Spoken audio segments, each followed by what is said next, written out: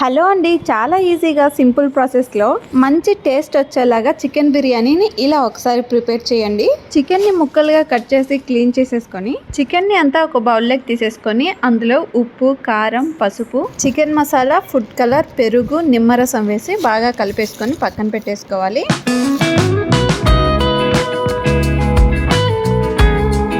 వీడియోని ఎక్కడ స్కిప్ చేయకుండా చూడండి. మన ఛానల్ని ఫస్ట్ టైం చూస్తున్నట్లయితే సబ్స్క్రైబ్ చేయడం మాత్రం మర్చిపోకండి.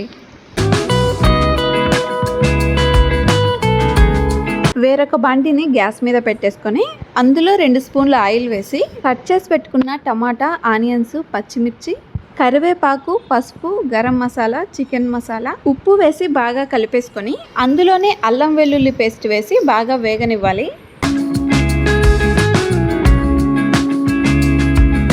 టమాటా, ఆనియన్స్ ఫ్రై అయిపోయిన తర్వాత మనం ముందుగా ప్రిపేర్ చేసి పెట్టుకున్న చికెన్ని వేసి కలిపేసుకోవాలి.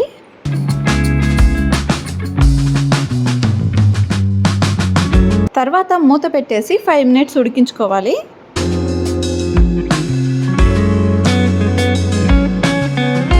మూత ఓపెన్ చేసి చూస్తే చికెన్ పీసెస్ ఉడికిపోయి ఆయిల్ పైకి తేలుతూ ఉంటుంది. చికెన్ పీసెస్ని అడుగంటనివ్వకుండా కలపెట్టేసుకొని 2 నిమిషాలు అలాగే నూనెలో వేగనివ్వాలి.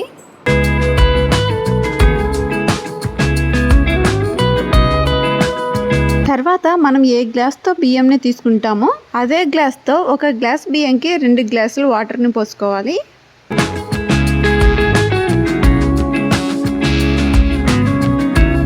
చికెన్లో ఉన్న వాటర్ అంతా ఇలా కాగిన తర్వాత ముందుగా క్లీన్ చేసి పెట్టుకున్న బాస్మతి రైస్ని అందులో వేసేయాలి. తర్వాత ఒకసారి అలా కలిపేసి మూత పెట్టేసి ఉడికించుకోవాలి. ఓపెన్ చేసి చూస్తే రైస్ అంతా బాగా ఉడికిపోయింది. చికెన్ పీసెస్ కూడా బాగా కనిపిస్తున్నాయి. మీరు కూడా ఇలా ఒకసారి చికెన్ బిర్యానీ ప్రిపేర్ చేయండి, చాలా టేస్టీగా వస్తుంది. మళ్ళీ ఇలాగే ప్రిపేర్ చేసుకొని తినాలనిపించేలాగే ఉంటుంది.